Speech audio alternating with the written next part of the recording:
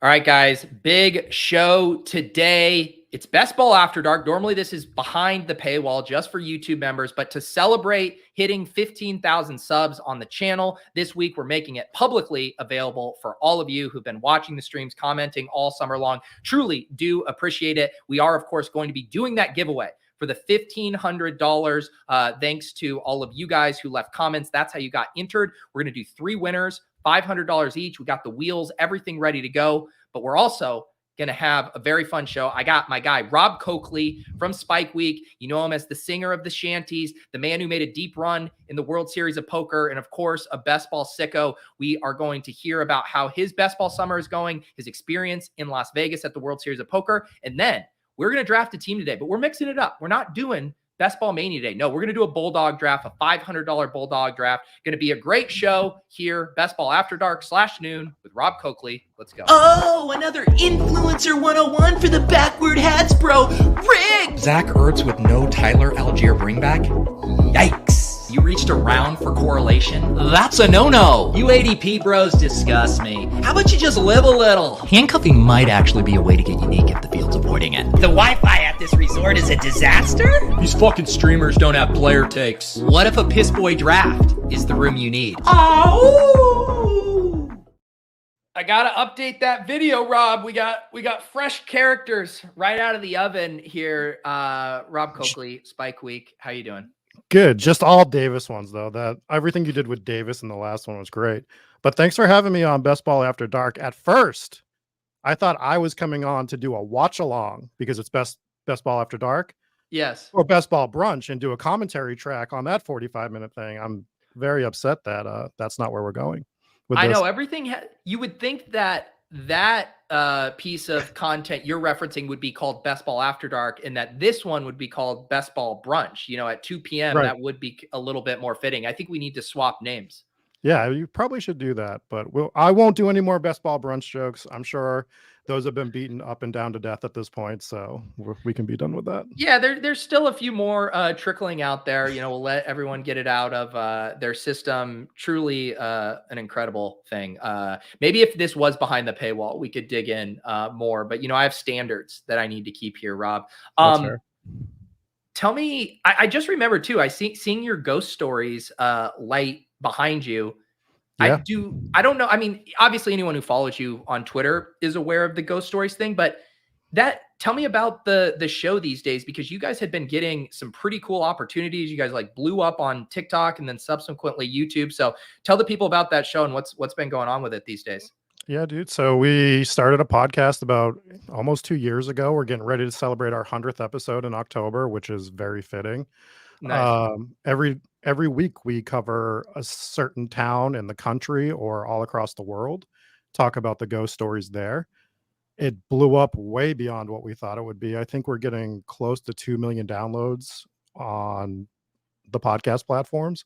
That's which is incredible. crazy. We filmed a TV pilot, so we weren't going to tell anybody about that, but we were on Chris Jericho's show and he kind of broke that news for us. So yeah, we don't know if anything's going to happen with it, but the show's going really, really well. We're really excited. And if you're free in October 20th in Plymouth, Mass, we are doing a celebration at Second Wind Brewery where we're celebrating the 100th episode.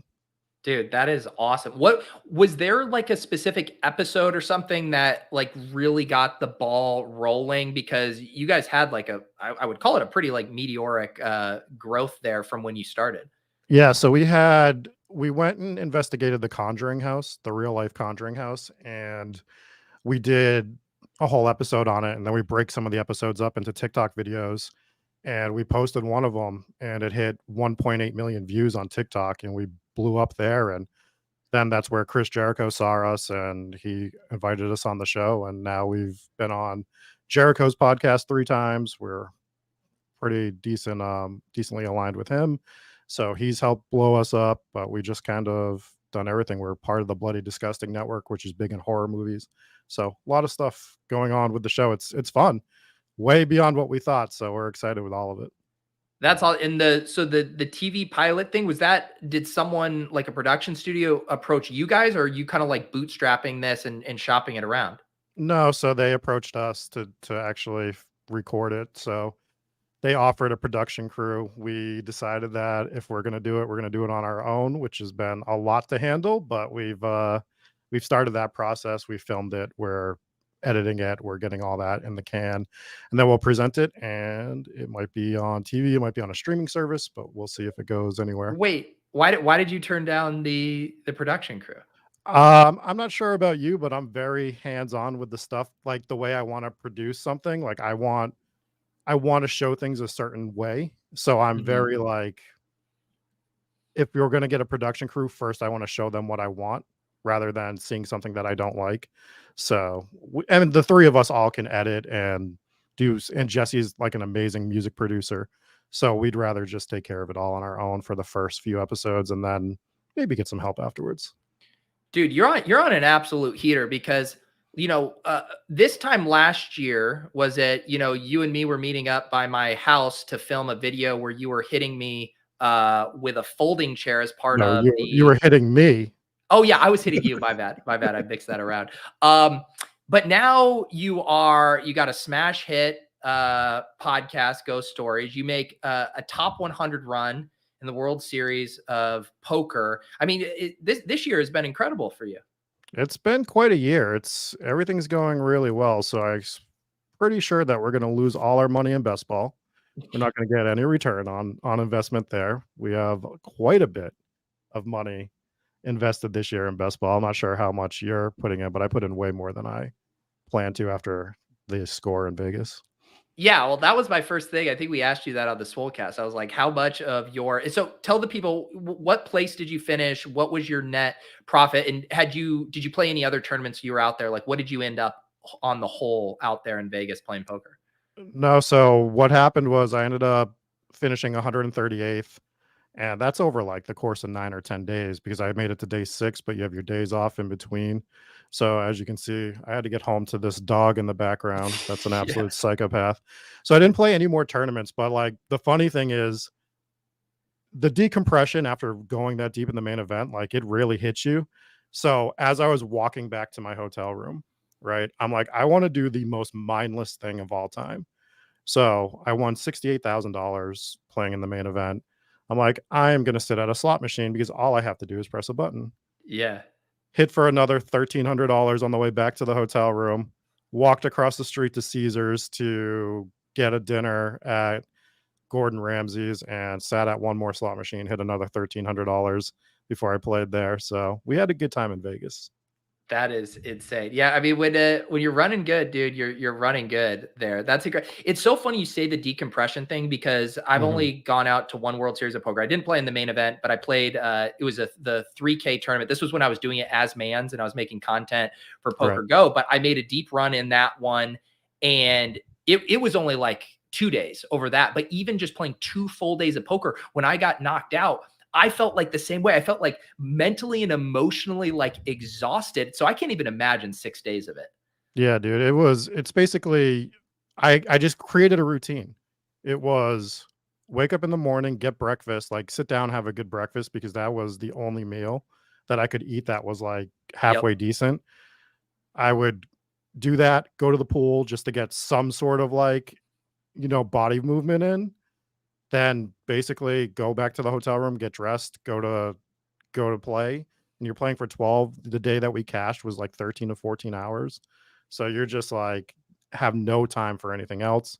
Days off, I didn't do anything. I just kind of did all the same routine and then watch Fast and the Furious marathons because what else are you supposed to do? That's ridiculous. Were you saying that you had like an Airbnb and they kept like needing you to kick you out because you didn't book it for long enough? No, I was staying so I have like a inside connection at Caesars properties with Oh, yeah, with yeah. somebody. So like I only booked it for like 4 or 5 days because I'm like I'm okay at poker. I haven't played like I used to play. Like back in the day, I was playing a lot more, and I'm not even gonna say I was good back then. But that's when I was supposed to be on a reality show with like Antonio Fendiari, Dan Bilzerian, but that was like 2009, 2010. And since then, it's kind of fallen by the wayside. So like I'm okay. I'm mediocre. So I was like 4 or 5 days. Day 3, I'll probably get knocked out at the latest, and So I would just re-up it for a day, and then she was finally like, "Dude, I'm just extending you for like 5 more days, and we'll Yeah, see what happens." And ended up being the perfect amount of time. So, you know, that's it is. There is an element too that is, and again, I know like the poker grinders who go out there and they plan for it, are accounting for it. But there is something to be said about like the mentality. I remember when I was playing too, then the next tournament I played and I hadn't booked my flight to come home. And I was just kind of like, I had been gone for a week and, out there doing stuff. And I kind of just like punted it off in that next tournament. Cause it's like, I just want to go home, yeah, we're like, it's if there's like an out or something like that. And it goes back to the idea of how mentally sharp you have to be for that long, because you have one little lapse or one little, it would be nice to just go sleep in my own bed. But I assume like the enthusiasm around the main event and how special that feels when you're making the deep run, it probably kept you pretty hyper engaged. yeah. I have like this weird ability, and this sounds like I'm just like, tooting my own horn, but when I sit at a poker table, like I can lock myself in. It's once you get up from that table where like Mm. just the exhaustion comes out.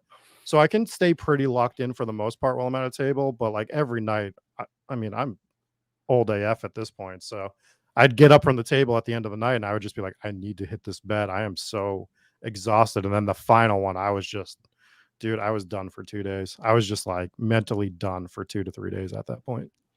That's awesome though. A very cool experience. And how many other tournaments did you say you ended up playing out there? None. None, just the main. I I flew out on the 4th. I started the main on the 5th and just kind of rocked through that. Like I said, I needed to get home to take care of my dog and all that stuff. I had never left him for that long, so it was like I need to make sure that he's good. And I wanted to go home. Like I just Yeah. wanted to get out of there. So Did you go through any best ball withdrawals when you were out there? Had you loaded up a lot of slow drafts? How did you play that?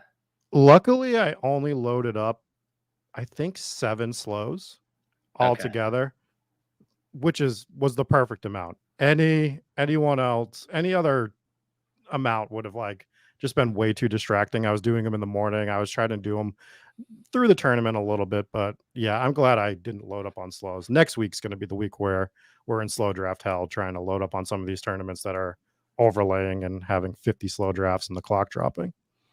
Yeah. What do you think your number is going to end up at of how many drafts you do this summer? I think it's only going to be about 600, but I'm not Oh. doing.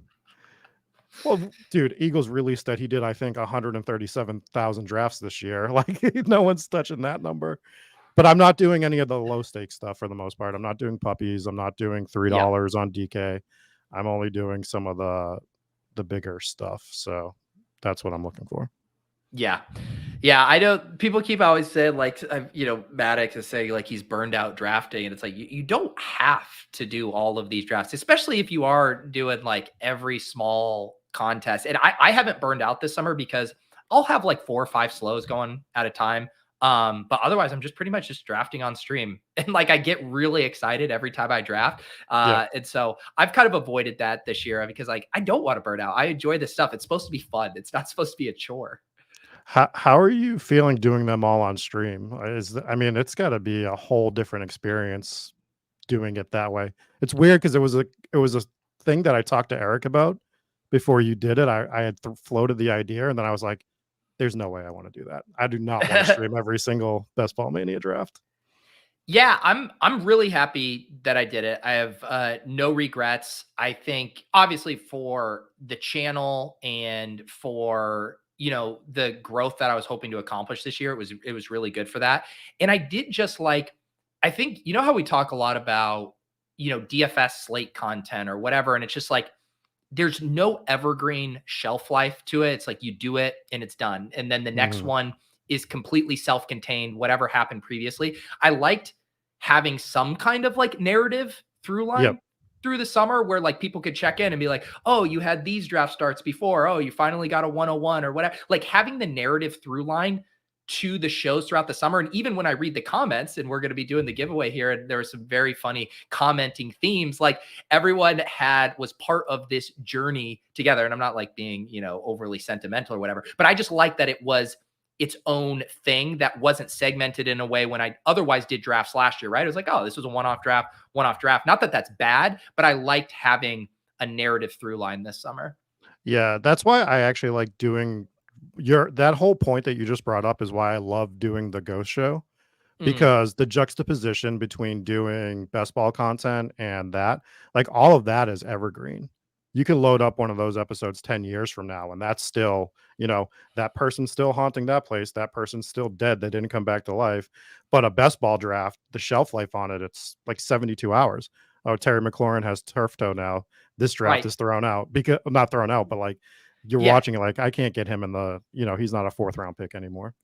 That is such a good point, because in a way, like the streams should be a little bit more evergreen, but I know if I'm watching back a stream and it's like someone's debating, Jerry Jeudy and JSN, and then you're like, all right, this is stale. Like this is whatever.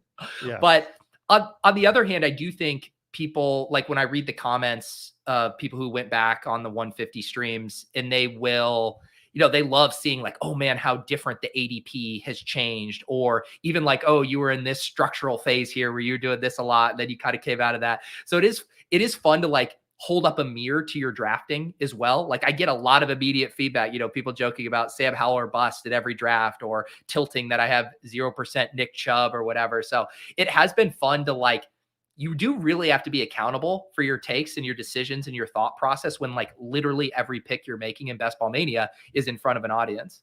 Yeah, it's so funny to read some of the comments too. Some of the stuff that I'm getting from, I did a Mastiff where I did a slow draft Mastiff where I was doing, ended up with the 112 pick because of course I was doing every 2 picks a video for it, just kind of, and watching some of the comments that come through on like stuff like that, when you're the one that's drafting a high stakes team, like people are up in arms that I only drafted 1 quarterback in that. They are not happy about it because, and I'm trying to explain to them, it's a 6 out of 12 advanced structure. Only having Mahomes as your quarterback is probably fine, right? Like, so it does kill me.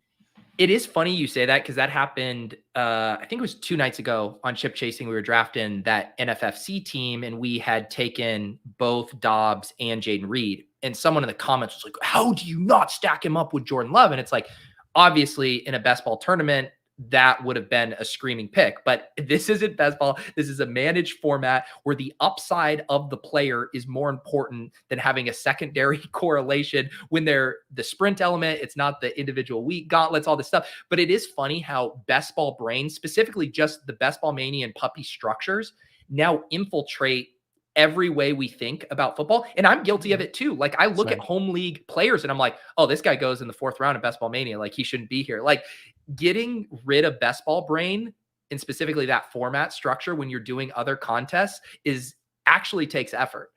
I definitely lost my home league last year because I only do my 1 home league now, because I was thinking with a best ball brain. 100%. I had like Gabe Davis. I had and I'm looking at my team. I'm like, this is the sexiest team ever. It's like, when the hell do I want to put Gabe Davis in this lineup though?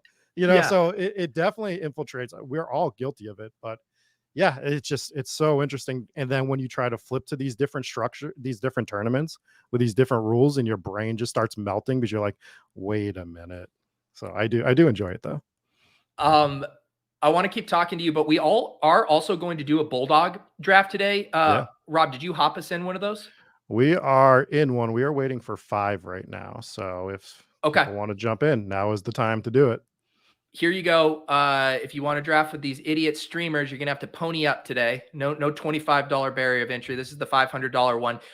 We'll give you guys a crack to draft with us. Someone snap enters. Otherwise, Rob and I can put a little call out in the Discords and on Twitter if we need. But what other, you said you've been mainly focusing on kind of higher stake stuff. I assume that's both a time thing and your bankroll is a little more flush after the poker run. Yeah, well, when I say higher stake stuff, like I want to make sure I'm maxing all the main tournaments on specifically Underdog and Drafters. I'm not going to max the DK $10. I'll have quite a few entries in that. But yeah, some of the higher stake stuff on Underdog, like I said, I did a Mastiff tournament because I just, $1,000 buy-in. Let's do it. some of the single entry stuff. I really like 3-max tournaments. I love when underdogs been Yeah. releasing The those. Dalmatian. I want My another one of those. favorite. Yeah. The 3-max on there and DraftKings have been my favorite tournament structures completely. So trying to make sure I max out that stuff, and me and you trying to do a big dog that filled in 45 seconds over the last 2 weeks. Oh, no, sorry. I was like, this one filled in 45 seconds. No. We were trying to do our third bolt big dog because Yeah. we've done it the last 2 years, and we were like, let's plan something. And these underdog tournaments fill so damn fast. Tell people what happened with our team last year, because we had a pretty fun sweat going that ended in just like the most heartbreaking fashion. I wanted to die because we had the sickest team of all time in that big dog. We had like Jalen Hurts, we had Josh Jacobs, and we had 2 other quarterbacks with Jalen Hurts because we originally thought it was 20 rounds again, like the last big dog. So we drafted 2 more quarterbacks to go with Hurts, but the 2 quarterbacks we drafted were Tannehill and Zach Wilson. And because of that, with Hurts not playing like whatever 2 weeks he didn't play, we still advanced one of the weeks, but the next week we didn't get through, and we only missed it by like 10 points or something. If we had any quarterback alive, we would have won that whole damn tournament. It was like the most helpless feeling in the world when you're sweating the Jalen Hurts thing and then realize like, no, we're taking a stone zero here at the highest floor, highest scoring position. It was so terrifying. And still sweating out that we might advance. It was the worst. Like, it was the biggest sweat I've ever had in terms of that, because we almost made it. I can't remember if we almost made it to. We definitely made it to the 3rd round. So I think we were sweating the finals, if I recall correctly. And we always did it. What was funny too is that draft and that team, it was almost kind of like a preview of what was going to happen in this year's draft rooms, where you and I were just like, all right, Ramondre, Josh Jacobs, like the running backs, we had so much running back value that you and I drafted a team pretty differently than we normally do. But in that smaller structure and all those absurd running back values just created this monster team for us. And now kind of the landscape has followed suit this year. I'm going to go through and see if I can easily find it, because God knows I've drafted a million teams. So potentially might be able to find this team. Yeah, I have it right here, actually. So it was, do you want me to share it or just want me to read it? Yeah, no, go ahead, share it. All right. I will, let me stop this one and share the other one. We need 3, by the way, for the big dog. 3 more for the big dog. So we had Hurts, Tannehill, Wilson, Fournette, Breece Hall, Ramondre, Josh Jacobs, Kenneth Walker. And Walker. Like, what a sick running back core, right? Yeah. It's CD, AJ Brown, Jerry Jeudy, MVS, Burks, Hardman, Alec Pierce, Fuller. And Will Fuller, of course, and Gerald Everett and Mike Gesicki on the team. And I was told Mike Gesicki just finds his way on every winning tournament team. So that's what we were doing with that there. But man, what a bummer.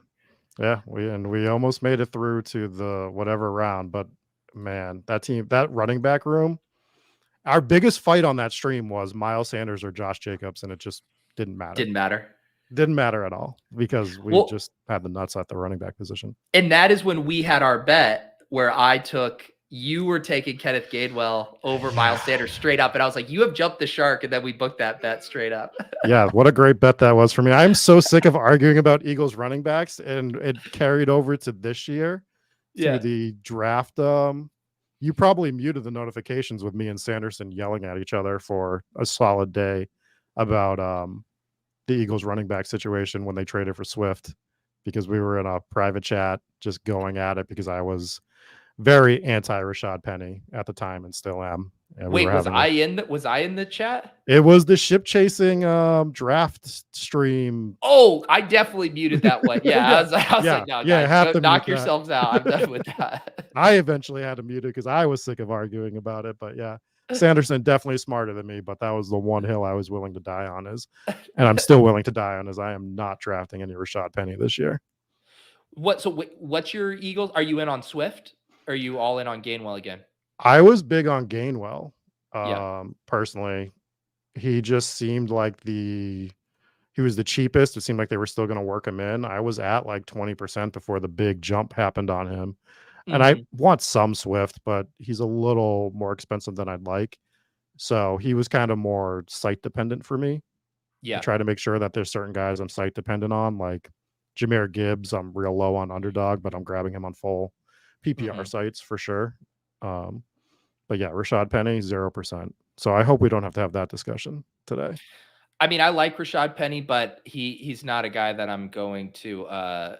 I'm easy going with my, these idiot streamers don't have player takes. I have guys that I like, but I can also make arguments against all the guys I like too. So I will not force you to take Rashad Penny if that's what you're worried about. I'm not so worried about it. The one I'm more worried about is because you always have to draft from the back, and I always have to draft from the back. Whoever wants to jump in this draft, that's guaranteeing you more spots towards the front of this, by the way. Mm. So we need 2 more. So if you want to jump in this $500 Bulldog with us, Are, it is the time. you're running as poor as I am. What is your Justin Jefferson exposure? In BBM, Yeah. I got 12% Jefferson in BBM I thought you just said you were getting 101s. What are you talking about? on stream. I will On say on stream. stream, I'm not Oh, getting them, but okay. I do not get them on stream. Yeah. So There you go. Um, what are some of your other kind of like macro, like strategy stuff that you're considering down the home stretch here for these final couple weeks? So I have 10 BBM drafts left, Mm-hmm. and I'm going to make sure I do all of those at a desktop so that I can use my tools to just check some combination stuff. Yeah. One of the things I've been doing is sliding Amon-Ra around the board and just trying to get some different combinations with him because it's easier Yep. to do. We are in the draft now, by the way. Dope. So let me go ahead and share that for you. But just trying to get some different combos. We're drafting in the 108, by the way. 108. The dead zone. Yeah. Who do we got in here? Do we got any friends and family that we recognize? I see We got Young Dark Man Sheep. Coffee, Dark Sheep. And Line of Scrimmage are the ones I think I recognize. I actually like a little lack of badges for a higher stakes draft. Normally you get more badges in these. Well, when I did the Mastiff, there was barely any badges in that one too. So I'm wondering Really? if the high stake guys are just firing some of the bigger stuff instead of doing like volume. They're just very specific about the contest they enter. Yeah. All right. We got Charlie, Line of Scrimmage. He's ready to go. Dark Sheep's going to fire his one high stake shot with us. All right, Rob, I'm excited for this. And you know what? It's nice too, because normally when I'm streaming drafts, I'm the one at the helm, but I get to just, kick my feet up here, let Rob handle things on the 1s and 2s, and we'll have a nice draft. Yeah, and then you get to look at all my exposure to players and be like, how the hell do you have 30% Patrick Mahomes? And I can be okay with it. Yeah, exactly. Also, did I see Wolf of Wall Street is in this one too? I know Wolf of Wall Street too. So, what have you been doing from? I like this year. I do consider like what 1/6 to 110 is kind of a dead zoney kind of area, or like choose your own adventure as far as like which way you approach it. How have you been doing it? So lately, like I said, I've been mixing in AJ Brown, Amon-Ra into some different builds to kind of mix them throughout just to see what I can get. Sometimes you get some of those fallers from the top 5 or 6 players. I've been avoiding Travis Kelce for the most part because I do build elite QB teams. And when you start elite tight end, elite QB, it's just, I don't think I've built a team that I like yet trying to do that, or even stacking Kelce with Mahomes. So holy cow, Cup falls to us. Yeah, I mean, we're snap grabbing Cup, right? It.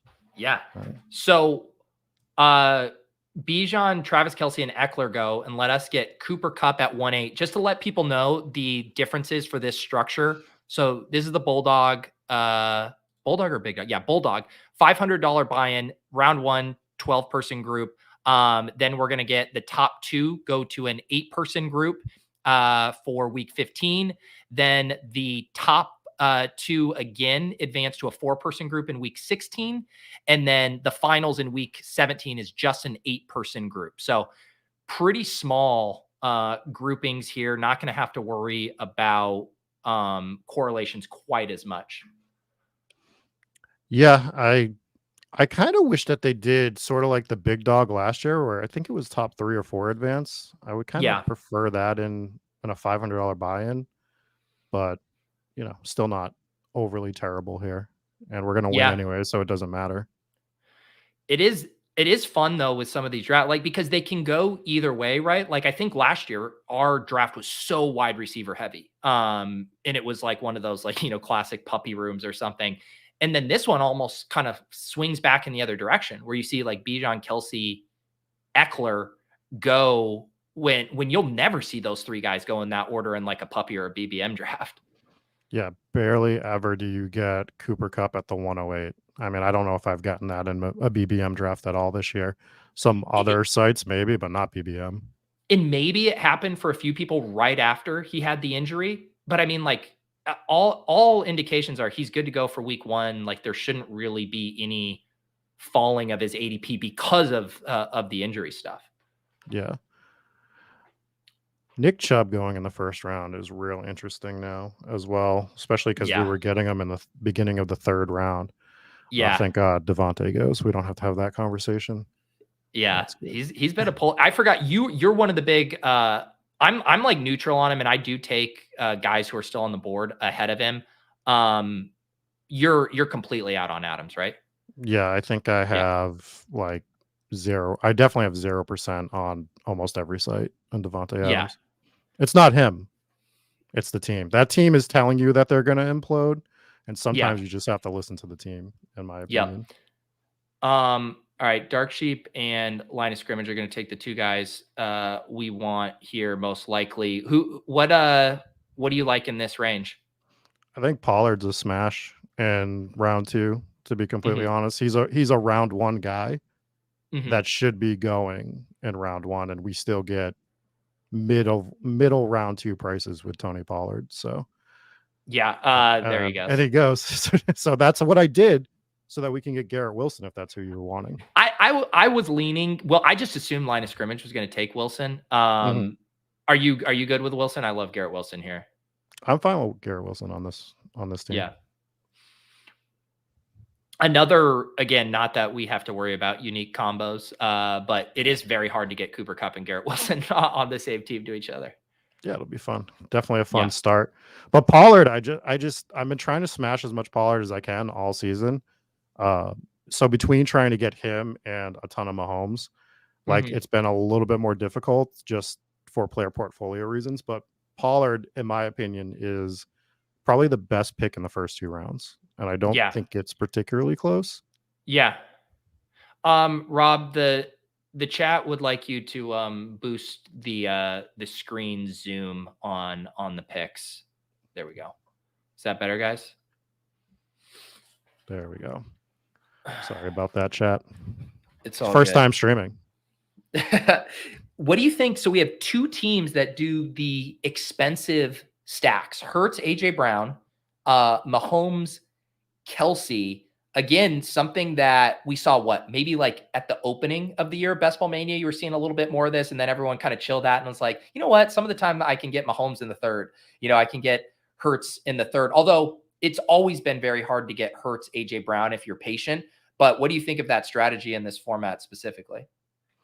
I don't think it's bad, but do we think it's happening too often is my question. Like, how often is Kelsey Mahomes just getting paired in these high stakes drafts? Like, it's not the worst case scenario, but I would prefer to get Mahomes with some of his backdoor stacks because they're so cheap, and the opportunity cost, that one in particular, the opportunity cost is just too much.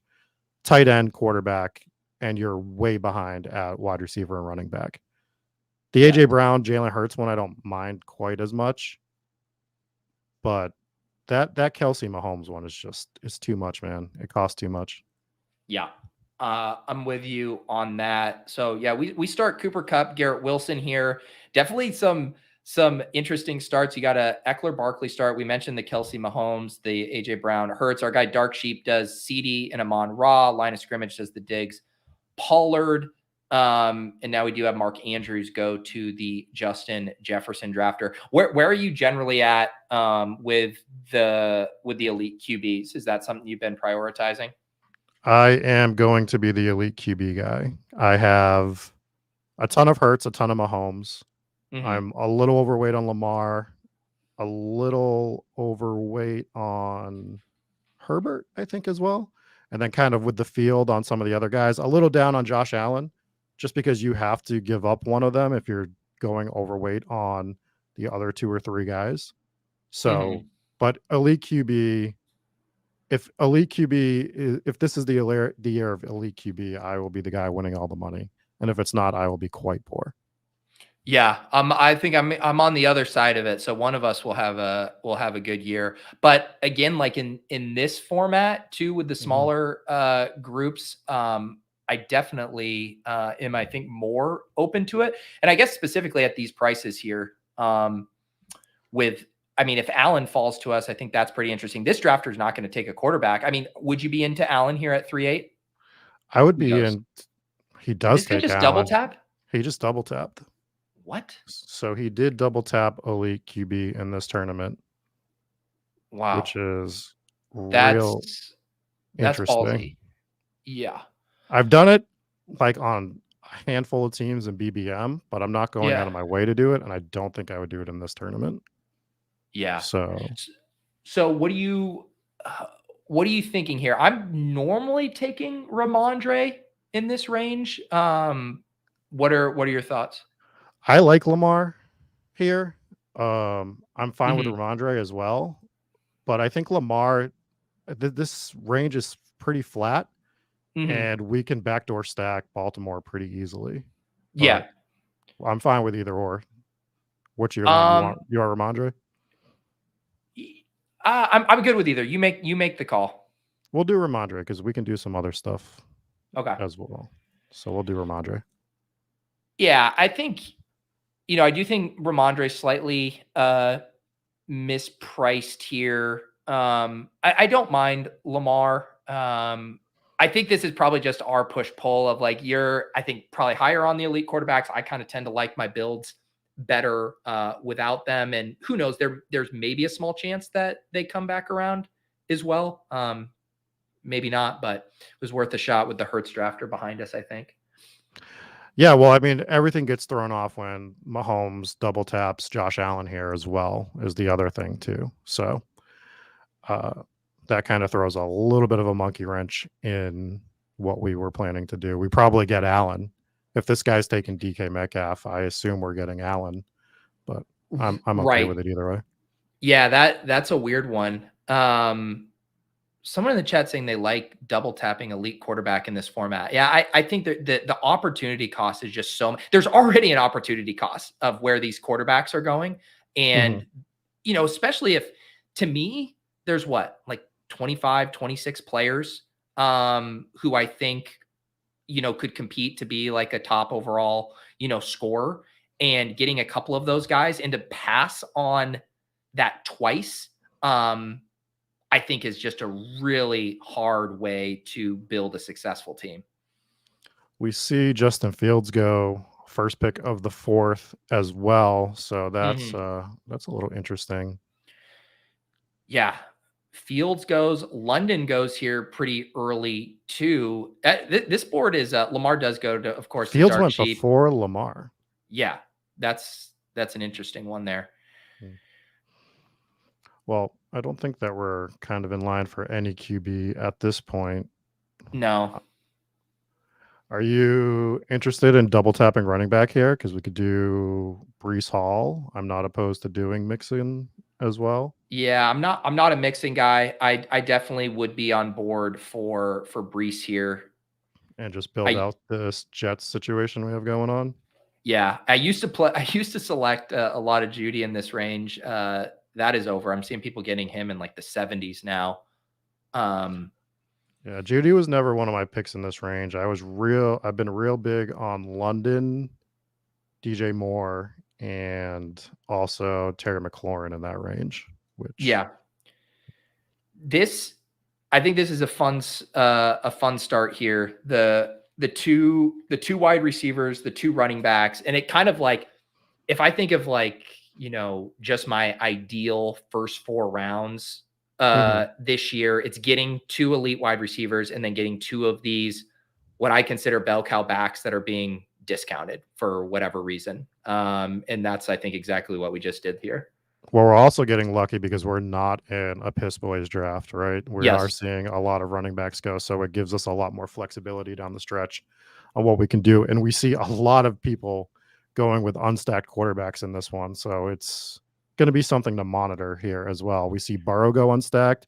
We see Justin Herbert go unstacked. We see Fields go unstacked. Lamar's stacks are a little bit down the road, but Yeah.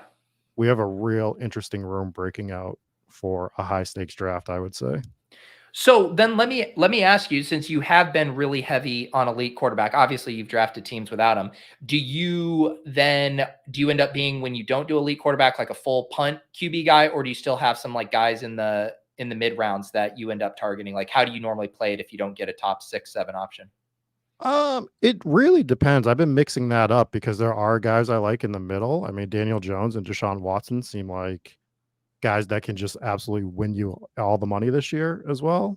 But doing the 3 punt based on grabbing like Sam Howell, Brock Purdy, I guess, who I'm not huge on, or Kenny Pickett, doing a 3 QB build is fine as well.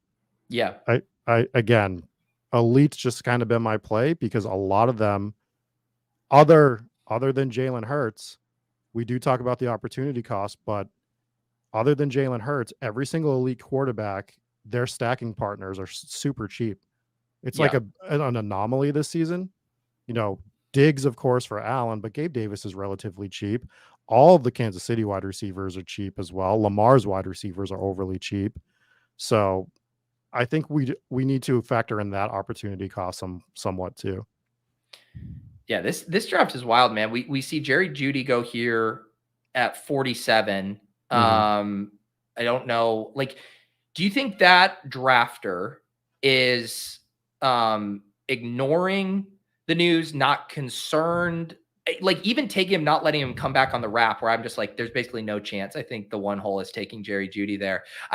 It's just fascinating to me, even the $500 draft, like people not reacting to pretty big injury things. Well, let's see if he takes Najee here, because he might actually just be auto drafting.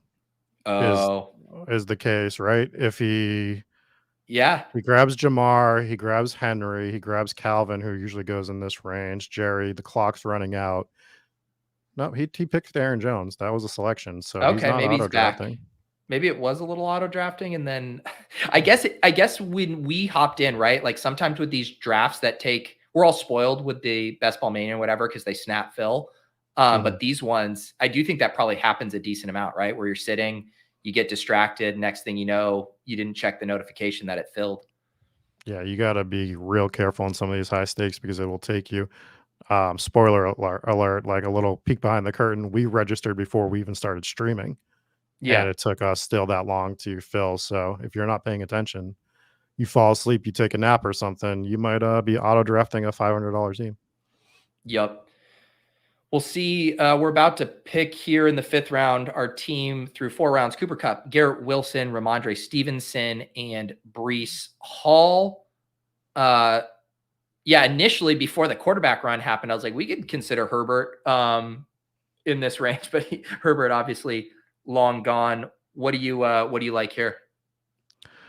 I wish McLaurin was healthy because obviously he wouldn't be here if he was. That would be the snap pick. I'm not anti-Lockett here.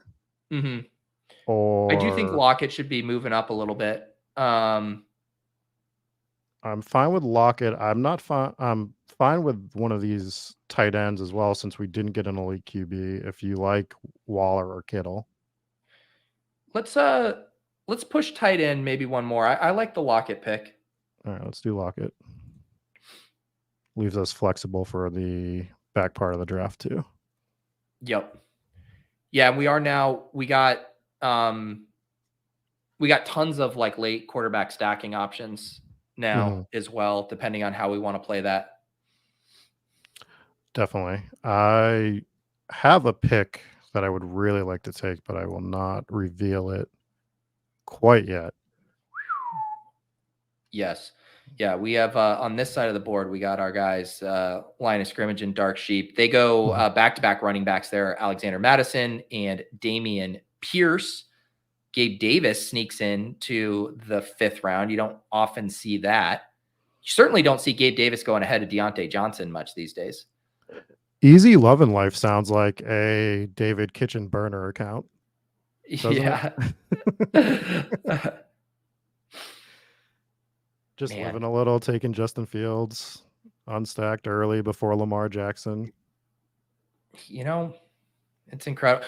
What is your actual what is your role at RG these days? I literally do everything. I produce shows, I host, I edit shorts and videos. You name Are it, you a I do full-time it. employee? No, no. No. Come on. We lose out on J.K. Dobbins, which is who I wanted. Yeah, that would have been fun. What are your thoughts on taking McLaurin in the 6th round here? I'm good with McLaurin here. I also do not have a lot of Waller. I know he's screamed up. I still kind of like Kittle over Waller, but sometimes it's just like it wouldn't be Mhm. a bad spot to get a Waller share. I'm good with McLaurin or tight end. I think we take a shot on McLaurin. Let's do it. 6th round McLaurin, turf toe sucks. It kind of lingers a little bit here and there, but he gets 3 weeks off of it. Yeah. So I think that for injury, because I'm a doctor, turf toe 3 weeks out, I'm kind of comfortable taking McLaurin and him coming back, even if we don't get him week 1. I'm Yeah. fine with it. Yeah, I think that's a nice price on him. Like, yeah, I'm trying to think what, how much these guys should be sliding, because someone was saying that Judy may or may not miss much time. I think you kind of hit the nail on the head too, of it is the idea of, does this linger? Does this stuff make them more likely to re-aggravate stuff? That's even like the concern with like hammies too, and even Cooper Kupp, where it's just like, yeah, he's fine, he's gonna be back, but like that all of a sudden makes you so much more susceptible to having that happen again.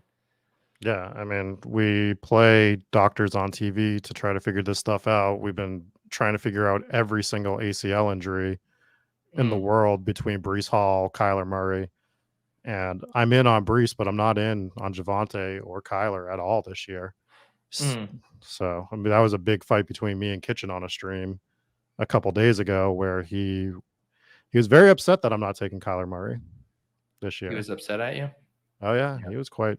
He said that I'm not living a little enough. So I said, I do feel like, I think I could see Kyler having a good season. I have a harder time seeing him like burying you, where you're just like, I just think with how poorly that team projects. And I do think though that all of the concerns is pretty fairly baked into his price, at for this sure, point.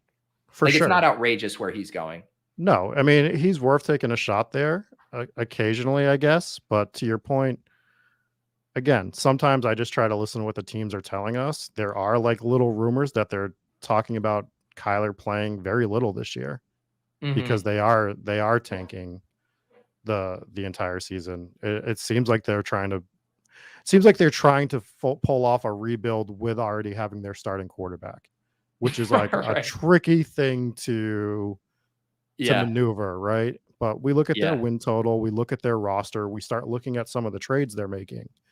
What are the Cardinals telling you? Yeah. Is the way I keep going back to it. And yeah, I'll take like Keontae Ingram and stuff late, because I think that maybe they give him a chance over James Conner, but I'm not taking James Conner in the 7th round right now. Yeah. No, I'm with you. So speaking of other onesie double taps, we saw the Kyle Pitts team take Dallas Goedert. So all those tight ends flew off the board. Interesting too, if we were starting to consider if we had taken the Lamar, Flowers now going at pick 77. Obviously, you would have probably been able to get Bateman. What are your thoughts on grabbing Watson right now?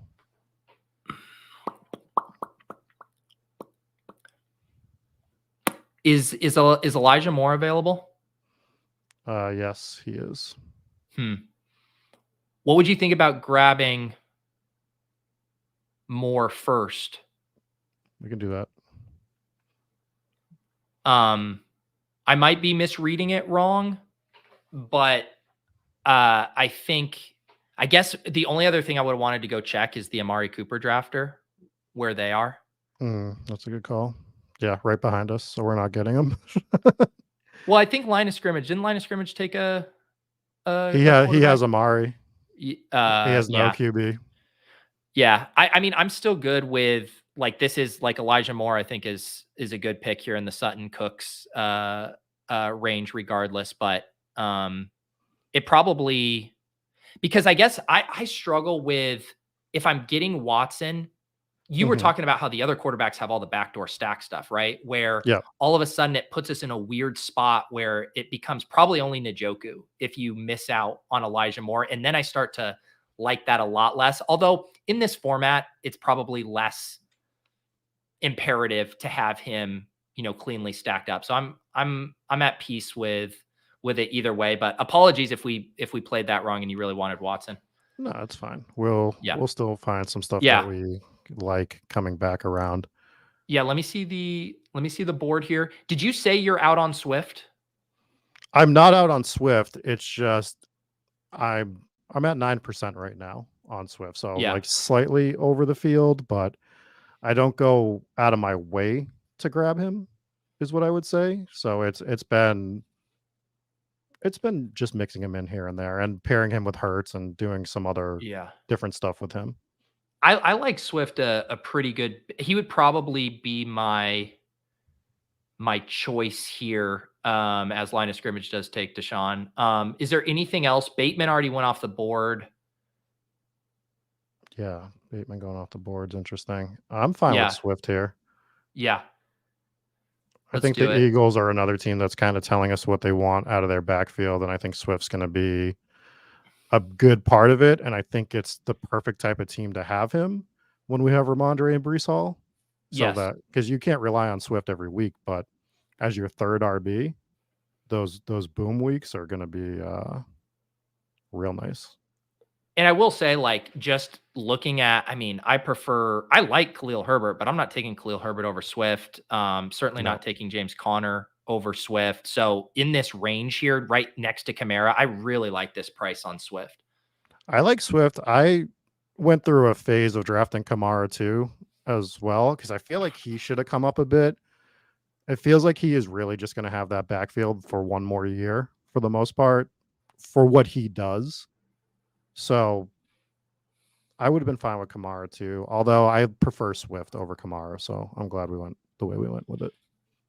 Appreciate everyone tuning in today. This is, of course, Best Ball After Dark. Normally, I do these 1 at night and 2 for YouTube members, but we are celebrating today, hitting 15K subs on the channel. Thank you, Tyler, for the celebration. Tyler, one of our max enterers in the comments giveaway, which we are going to do after this draft here. Thank you, Josh, as well. Been a member for 30 months. If you guys do like this format where I talk with guests, hear what they've been up to, and then we draft a best ball team, then you can become a YouTube member and get access to those. I did a show with another Spike Week guy last week, Eric Beimfor. We drafted a really fun team from the 101. So there's a whole archive of Best Ball After Darks available throughout this offseason that I think you guys would like.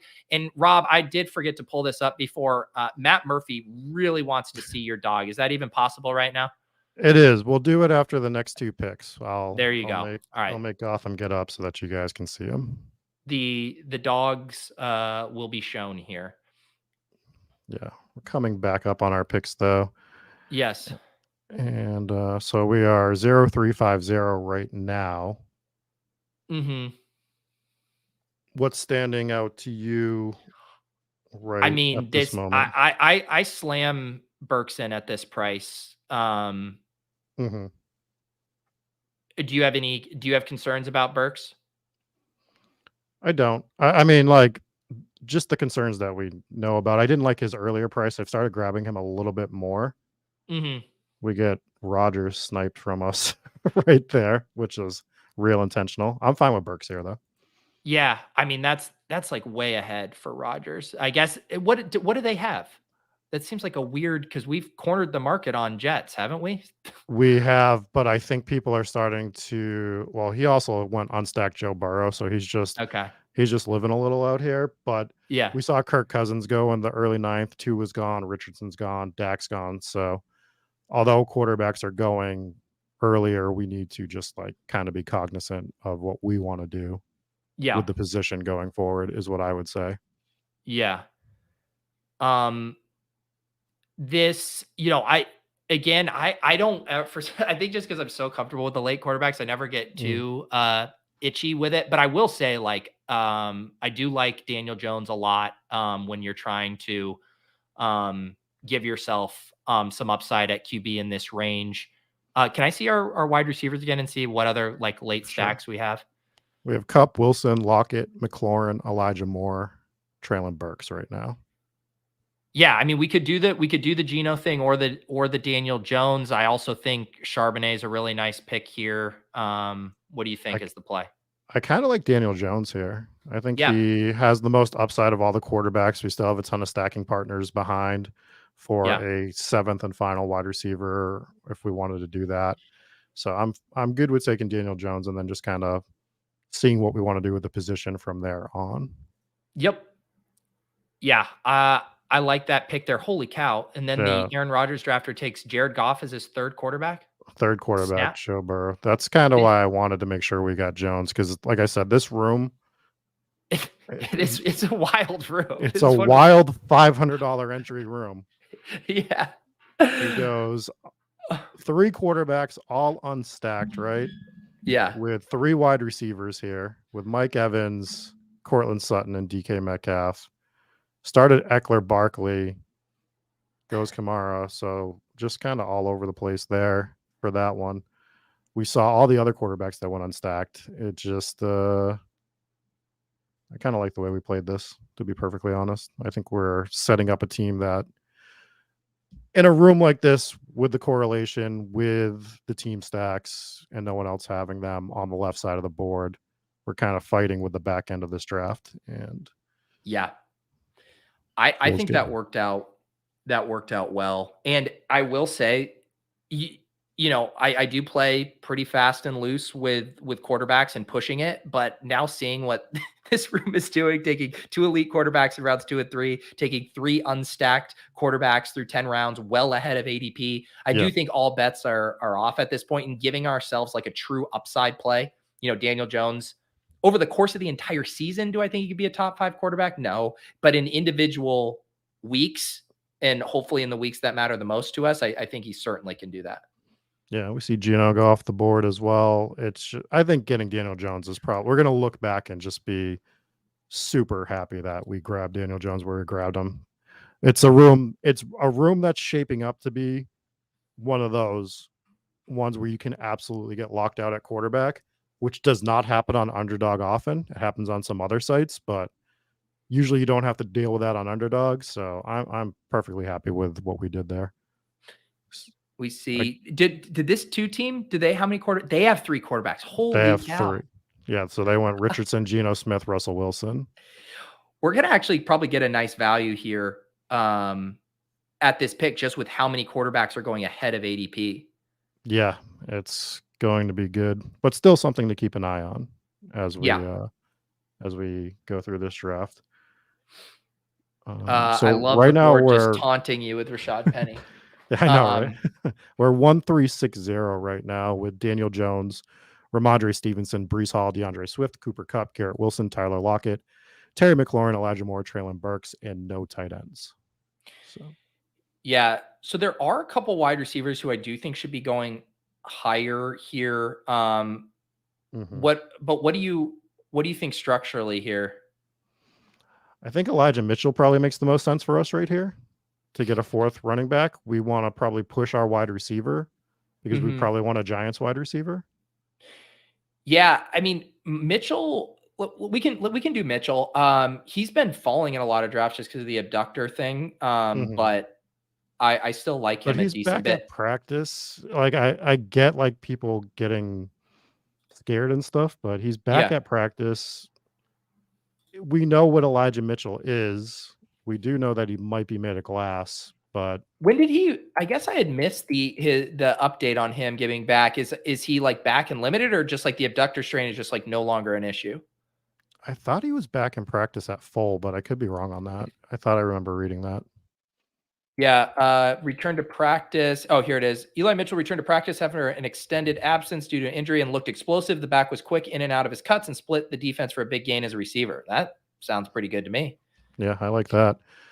Get a little correlation with Terry McLaurin over there as well. So I like the Elijah Mitchell pick. I think that pick helps us stay to only needing 5 running backs too. Yep. All right, Rob, let's recap this team here as Brian reminds us for the audio listeners. Daniel Jones at quarterback, 4 running backs from Ramondre Stevenson, Breece Hall, DeAndre Swift, Eli Mitchell, 6 wide receivers here, Cooper Kupp, Garrett Wilson, Tyler Lockett, Terry McLaurin, Elijah Moore, and Treylon Burks, and no tight ends yet. What has been are you a Dan Zach 4 tight end guy, 3 tight ends, God. 2? What do you do? I mean, doing 4 tight ends on underdog seems silly to me, to be completely honest. And I had to stare at Dan Zach all day of day 1 of the WSOP. His picture was right in front of me. I thought I was going to get indoctrinated, Jesus words. Thought I was going to get brought into the cult of the 4 tight ends. And I wasn't, luckily. Dan Zach seems like a great guy, just busting his balls a little bit. But other sites, maybe 4 tight ends with 20 rounds, but 18 rounds, 4 tight ends just seems absurd. Yeah. Personally.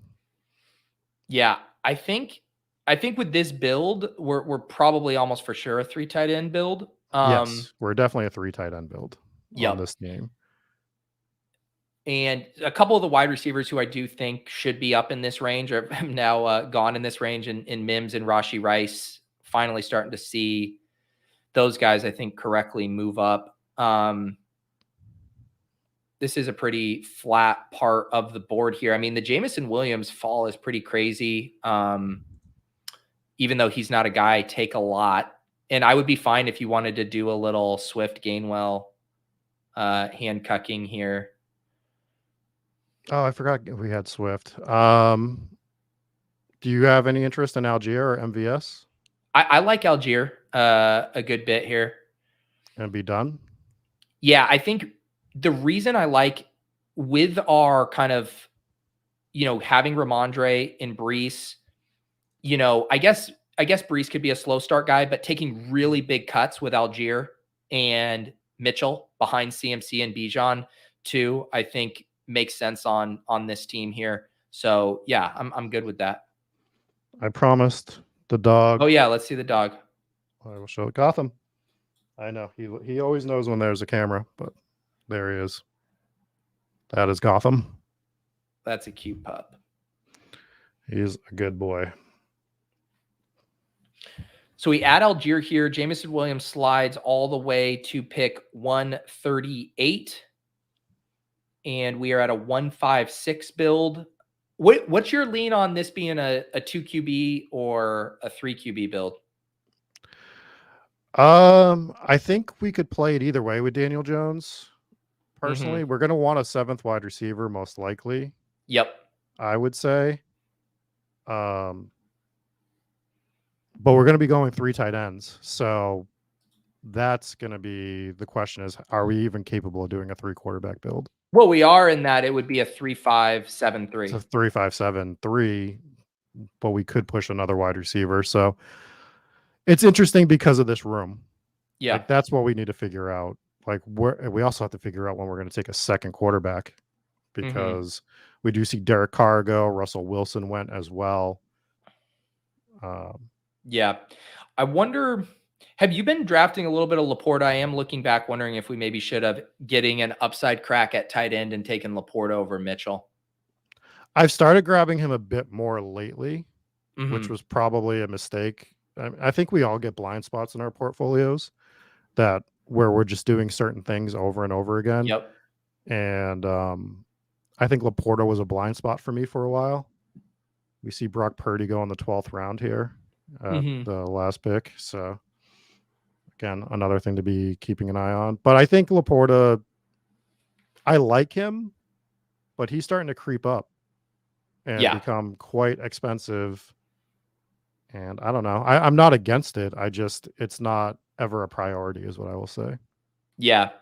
The reason I like him, or maybe reaching for him when you are punting tight end, is it's really easy, I think, to get just some like baseline production late at tight end. Like that's the appeal. There's all these starters who are just going to be on the field that are like basically free in drafts. But I do think it is hard to find like breakout profiles late at tight end. And so some of the guys like Laporta, who I do think could actually break out and show some kind of just not entirely TD dependent ceiling, certainly has appealed to me.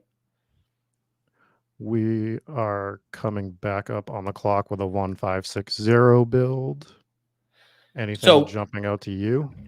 Mingo is another guy that I think should, along with kind of the Rice and Mims, I think should be going higher if we wanted to be done at wide receiver. And I also think Gerald Everett as a tight end, first tight end, makes a little bit of sense too. But man, I kind of like the idea of being done with Mingo. What do you think? Well, I would kind of push back and say Hyatt to go with Daniel Jones. Oh, make sure we get Hyatt. Yeah. I say we do that. Yeah, that's completely fair. I think that makes a little more sense. I think as our 7th wide receiver is good. I'd be opposed to Mingo. I prefer Mingo straight up, but you're absolutely right. Hyatt there with Daniel Jones, because otherwise, I mean, we basically had one bullet to pair with Daniel Jones, so might as well get the funnest pick with him. I completely agree. This side, I hate that this is the side of the board that everyone's going to have the good picks. I know. Well, we do get to like capture it coming back. We get some of those sliding values, but then everything gets picked off on the wrap. I am going to suggest something, which is going to make my stomach turn a little bit on this next pick when we get to it. I think I know where you're going with it, and I'm open to it. It just, with this particular draft, I think we kind of are going to have to do a specific thing in this 14th round.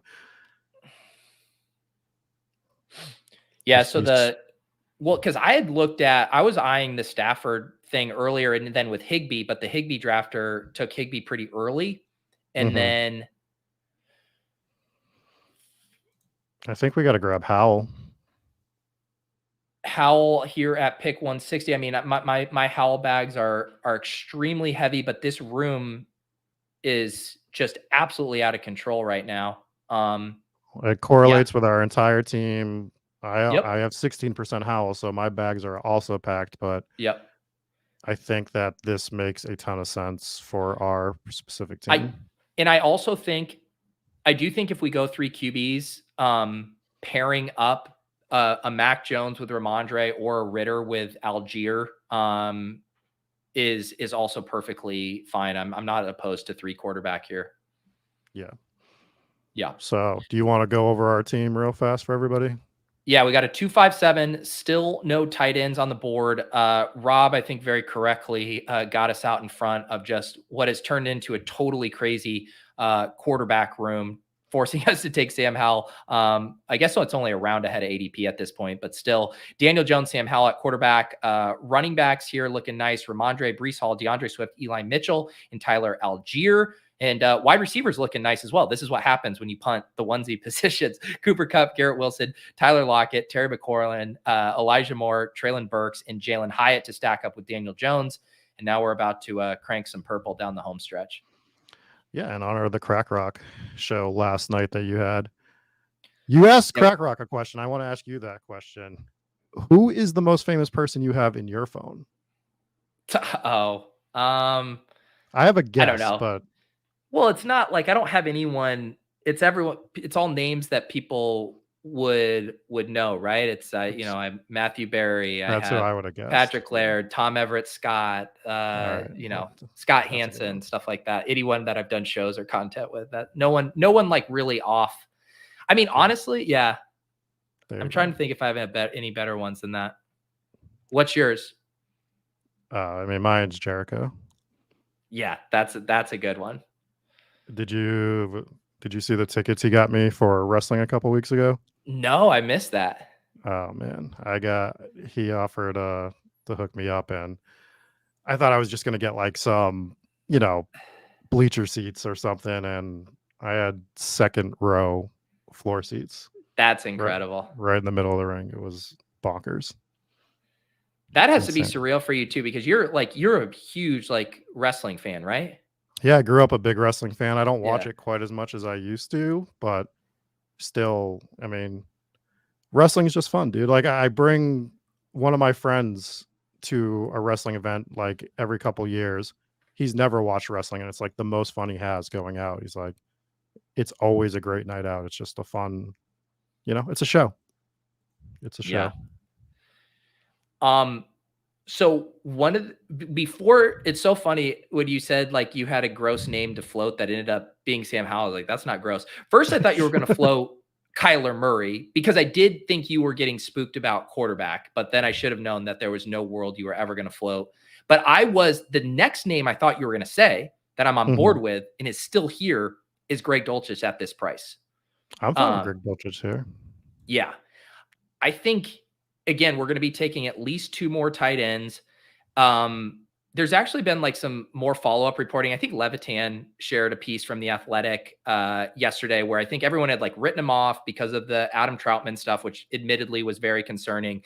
But I think with like Judy banged up, Patrick out of the picture, I think they're not going to really have a choice but to use Greg a decent amount. And now we're getting like a really nice price on him here at pick 176 and gives us what I was kind of hoping for with the Laporta pick, which is just like if you squint, some breakout upside. I also like that you get a value on a game stack for week 17 that I like to build out, that Denver Chargers game. So I've been trying to grab more Dulcich with him falling as well. Yeah. Yep. I like that pick for us there. Do you have any other favorite late tight ends? They're all kind of clustered back here together. Um, I've been grabbing a lot of Hunter Henry. Yeah. I think he's a decent pick. I mean, they're kind of all sort of the same, just not Zach Ertz. We can't do that. We have No. dignity.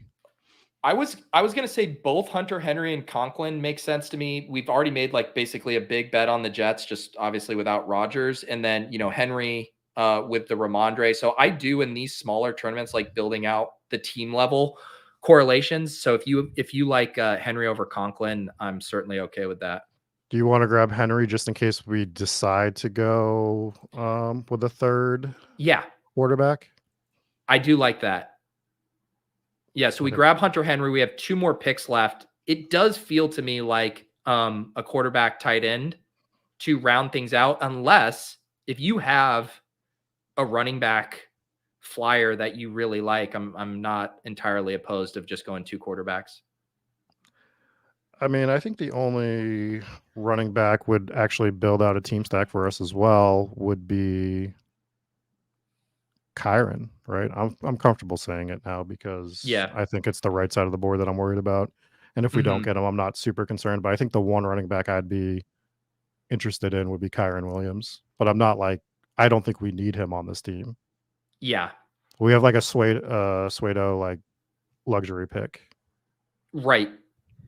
Yeah, and I'm kind of leaning like I do think I am kind of leaning with that third quarterback right now, and I'm open to either Ritter or Mac Jones. Do you have a favorite of those two? For this team, Mac Jones would make more Yeah. sense, I think, with Ramondre and Hunter Henry. Yep. That would make sense. I mean, we theoretically could have done Tannehill because we do have Traylon Burks, but That's true. we do see the three quarterbacks go over here. Some four quarterback guys like this room. This room was a little silly with quarterbacks. Not that particular team. That team was fine, but just in terms of the overall landscape of this room, Yeah. made the quarterback thing Yep. very difficult. Ryan Tannehill does go. Zamir White, CJ Stroud goes here. Do you have another third tight end that you like? I mean, Michael Mayer is the guy I'm normally taking as like a third tight end or an upside play, but is Conklin coming all the way back too, which is kind of interesting. Conklin coming back is a little interesting here. I mean, I like Mayer. I like Conklin. I like Likely for like pure upside purposes. Mm-hmm. Cade Otton's a guy I've been grabbing a decent amount of. Trey McBride seems like a great pick Yeah. as well. Uh, Or we could get real wild and go Cole Turner. I think Conklin at this price, we need the Jets to be good for this Do you team. want to grab him first? I think we grab Conklin first. Okay. One of these teams, Shea here, what's his quarterback situation? Does he have an elite? Shea, he Yeah, has Hurts. Hurts. Yeah. So I'm not as worried about him taking 2. Yeah, he probably isn't going to double tap here. Dark Sheep actually has half a brain, so I don't think he's grabbing another quarterback with Lamar. No. Yeah, I think we're good on pushing QB there. I like that Conklin play for this team. Yeah, line of scrimmage might grab another quarterback. He's like at that like invisible line where like Deshaun Watson, you can do a 2 QB build with Watson, but some people still prefer the 3. Mm-hmm. So, and we do see a tight end run, a small one after us with Mayer and Smythe going. So I do think Conklin, if we wanted him, that's where we had to grab him. Yep. Yeah, so Shea will grab another quarterback here, I would think. Although maybe does the Coakley and the if you are going to do the single elite quarterback, it's definitely makes sense in the super small tournaments. Noah Fant goes. So yeah, tight ends kind of flying off the board. Yeah. When this draft is over, guys, we are going to do the giveaway. You guys have all been very patient dealing with us drafting a team while you eagerly await the winner. We'll do 3 winners. You guys will get to see the nifty drawing portal that my guy KH spun up for us here. We'll do 3 different drawings. What's that? I may have to have you get me in contact with KH because that sounds awesome. I might need to use that for some of my giveaways in the future over on Hometown Ghost Stories. He saved me so much time because he was able to scrape all of the comments as well. And it was a huge help. So Ritter does go here, which is completely fine. Mm-hmm. I do think I'm leaning Mac Jones here. Yeah, it feels God, they're really tempting us with Kyler Murray this late. I mean, I will say, like, I didn't even bring it up because you said you were not touching him, but I obviously would be okay with Kyler. I mean, but Mac just makes so much sense on this team, right? I'm not going to make you. I wasn't going to make you draft Rashad Penny. I'm not going to make you draft Kyler here. Which one do you prefer? I'm fine with either at this point. It's the 18th round. I think, if we didn't have an upside quarterback in Daniel Jones, I think I would maybe push to get some upside on our team. But I think Mac Jones, our correlated bet on the Patriots at this point with Ramondre, who we sunk a 3rd round pick in. Similar with adding Conklin and being like, we need the Jets to be good. We need the Patriots to be good. Like, if the Patriots are awful, could Ramondre have a decent season? Sure. But if he has a legendary season, the Patriots are going to be better than expected, which means Mac Jones is going to be better than expected. Agreed. All right. So do you want to run through the team or do you want me to do it? You do. I did a few of the ones. You service the audio listeners for the final roster here. So we did what did we do? A 3-5-7-3 build? Yep. Yes. With Daniel Jones, Sam Howell, Mac Jones at quarterback, running back Ramondre Stevenson, Breece Hall, DeAndre Swift, Elijah Mitchell, Tyler Algier, wide receiver Cooper Kupp, Garrett Wilson, Tyler Lockett, Terry McLaurin, Elijah Moore, Traylon Burks, Jalen Hyatt, and tight end is Greg Dulcich, Hunter Henry, and Tyler Conklin. We have some Jet stacks without a quarterback. We have Sam Howell stacks with Terry McLaurin. And then we also have the Patriot stack with Mac Jones, Ramondre, and Hunter Henry. Yeah, and this draft, we knew this room was going to be interesting when we got Cooper Kupp at 1-8, and it certainly delivered on being a loose room. All kinds of crazy stuff going on. We didn't get to capitalize on like any other truly like insane fallers just because we had a couple sharp drafters. Our guy, line of scrimmage and Dark Sheep behind us, Young Man Coffee there on the front of the board. But I feel like we all were able to build some pretty good teams based on how loose everyone was being with quarterbacks and some of those other onesie positions. I think everyone went kind of onesie drunk in this draft room. Yeah, that's what it felt like. And like you said, Cooper Cup at the 108 was kind of a shocker. Maybe we did get the best spot on the board without thinking that we were in the dead zone. So for the draft spot, this team that we got, not like my normal build. I usually don't do a 3-5-7-3, but just based on the way this draft fell, I don't think we could draft a better team. And we might go back to back with the best running back room in the entire tournament with Ramondre, Breece Hall, DeAndre Swift, Elijah Mitchell, and Tyler Algier. I think it's a really solid running back room yet again for us. And I know this isn't your, like you said, your typical thing, but man, and this is one of the reasons I love the late QB and late tight end stuff, is just because you just can build up these really rocked up running back and wide receiver rooms where, like I love both our running back and wide receivers. And then what gets me really excited then is when you can get a dash of upside in those punt builds. And I do think with Dulcich and Daniel Jones and even Sam Howell to an extension, like we're not just waving the white flag on upside, with those plays. We're taking some pretty big cuts at guys who could really show some ceiling. I also think that this is the perfect draft to demonstrate why being on both sides of the double elite QB thing makes sense on occasion, because we saw Mahomes and Josh Allen go on the 2-3 to one drafter. And that's what kind of just, as soon as that happened, people freaked out. So it causes the rest of the draft to freak out.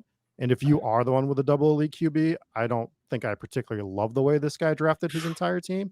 I think it was fine, but I think that it allows you to still scoop up some value because of people overreacting to what you did, but also learning to not overreact to it when you're on the other side of it as well.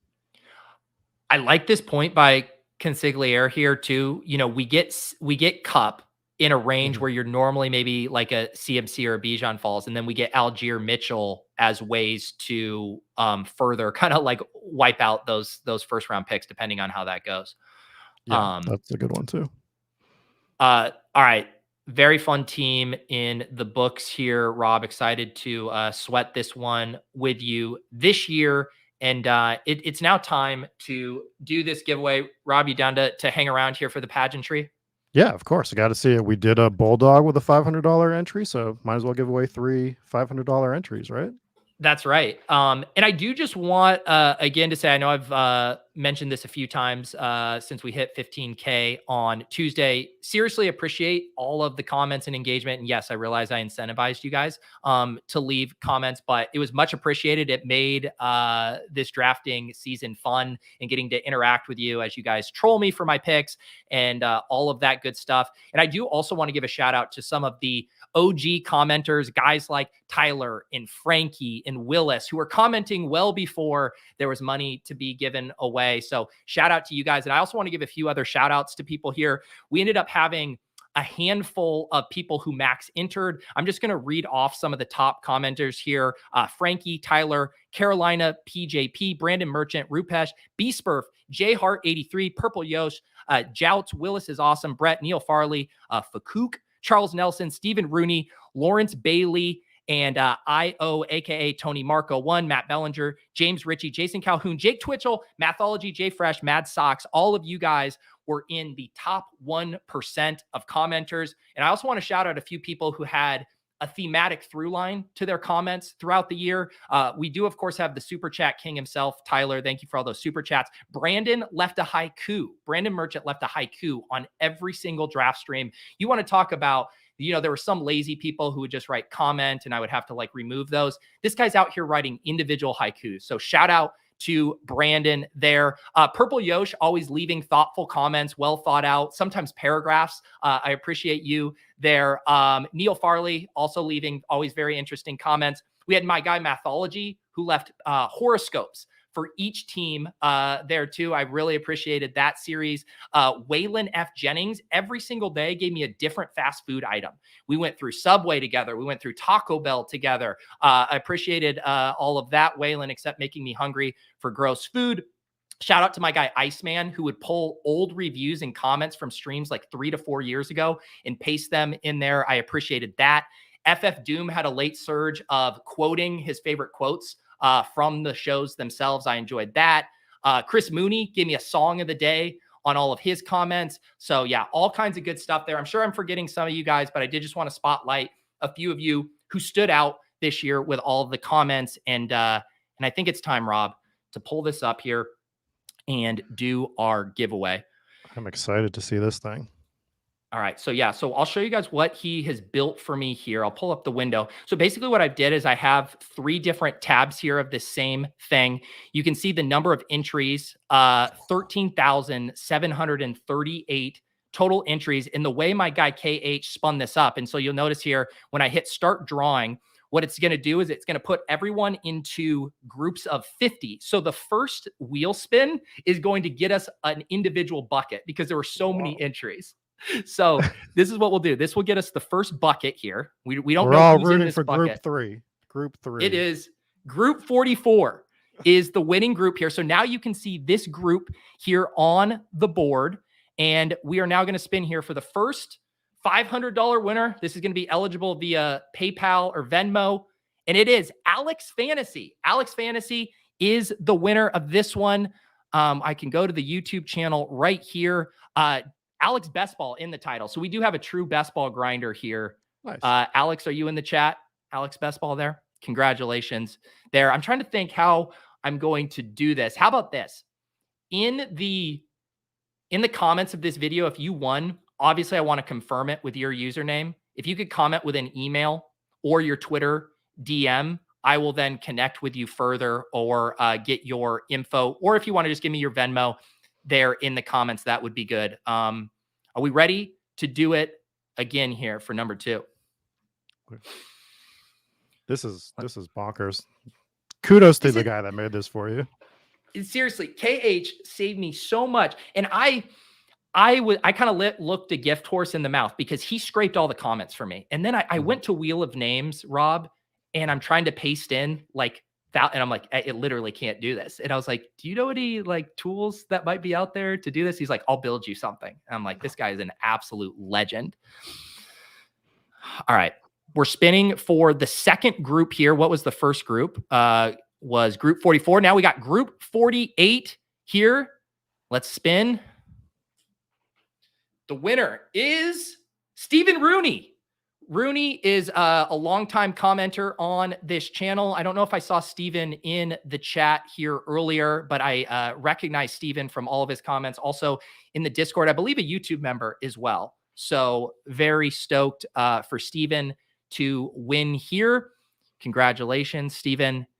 And we're down to 1, Rob. And I will say, because obviously there's going to be a lot of people disappointed that they didn't get the $500 stimmy here. I'm going to get some more giveaways going down the home stretch. We're going to do some merch giveaways, and there will be plenty of opportunities to win stuff here.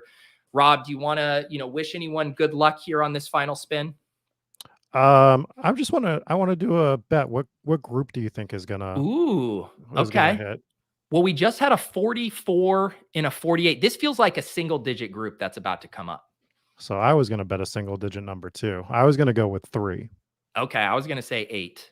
All right, everyone in the chat, what group's about to come up here? What group? We'll give you a second to get your answers in here, and then we will go.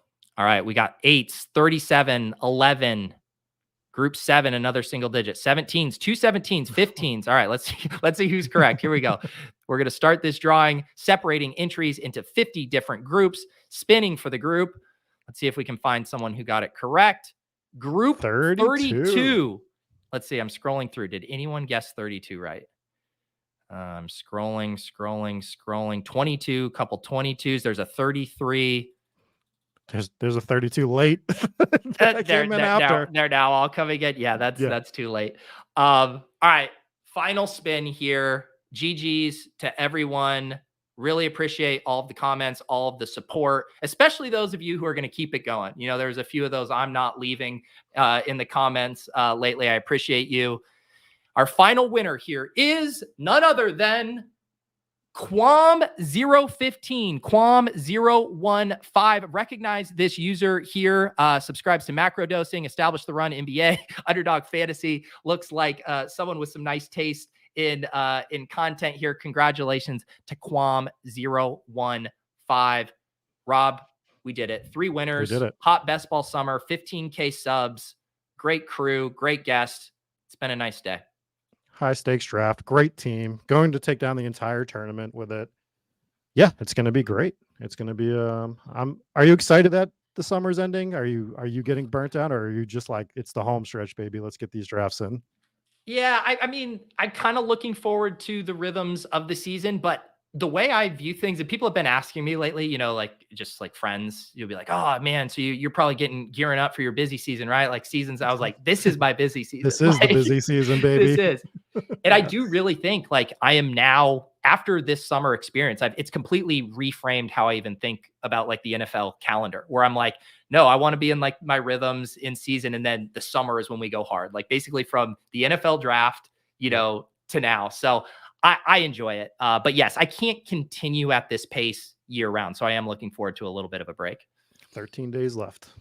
13 days left. Rob, let the people know, obviously Ghost Stories, obviously Spike Week, man wearing mini hats. Anything else you'd like to plug here on Best Ball After Dark /noon?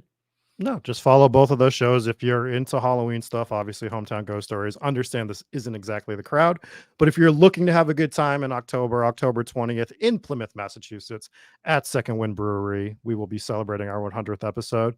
Come out, get some drinks with us. We're going to be hanging out. We're going to be giving away some shirts and telling some ghost stories. What's better to do in October than go to one of the oldest towns in Massachusetts? And what's the date again? October 20th. October 20th, which is a Friday. Remind me about it. If I could swing that, it sounds like a very fun time. Please remind me when that gets closer. I'll let you know. I'll definitely keep you posted, but it'll be a good time. And to give you guys an update on my schedule here. So the funny thing is I've been on a very good pace for BDM. I think based on just my time and everything, I'm slightly behind pace. And so I think this is my plan. Obviously Best Ball breakfast on Monday. We're going to have Best Ball breakfast on Wednesday. So that'll at least be 4 drafts. Maybe I sneak in a couple more. I'm thinking next week, a week from today, on Friday, we're going to do a marathon stream. We're going to do, I don't know, 6-7 hours, somewhere in that range. We'll bring on a bunch of guests. We're going to rip a ton of drafts. And depending on how I'm feeling about the fill rate for BBM, and I'm actually curious your thoughts on this, Rob, because this is the dynamic I'm worried about. Because next Friday is right before Labor Day weekend. And so if I could do it perfectly, I would draft up to like 148 on Friday and then save for like a Tuesday edition of Best Ball breakfast after Labor Day, finish the last 2. But if I get to 148 and I'm enjoying my Labor Day weekend and realize Best Ball Mania is about to fill on like Saturday night at 11 p.m. and I have to fire up on my laptop like a last minute stream when I'm hanging out at my in-laws house or something, that doesn't seem ideal. When do you think Best Ball Mania is going to fill? I don't know, dude. Like it seemed like we had this last year too, and it felt like, I don't know what to tell you. That's a tough conundrum right there to try to figure out. I wouldn't want to chance it because I feel like if you're chancing it and you're out trying to vacation and you're just stressed looking at the fill level the entire weekend, it's going to be worse than actually, like, no matter what, it sucks because if it doesn't fill, you still stressed out every hour just making sure it didn't fill. I would probably want to get it done beforehand. Yeah, I think that's going to be the play, guys. I think I'll probably try to get to whatever it is. We will max this contest a week from tomorrow. I think that's the play. We'll do a marathon stream. If I need to do a couple at the same time, you know, maybe we do a little multi-table action, although it's not my favorite to do, but that's going to be the play. A week from now, we'll probably be wrapping up a marathon stream where we will have maxed BBM. So I'll make sure to get that schedule. I'll be reaching out to some guests to come on and draft. But again, appreciate all of you. Appreciate you, Rob, as well. And hope you guys all have a great weekend. I'll be back on Monday for Best Ball breakfast drafts 132 and 133. Oh, by the way, too, I know most of you guys have already seen it. Deposit Kingdom YouTube channel, Best Ball Bros 2023. Go watch that video. Have a great rest of your weekend. We'll see you guys next time. Peace.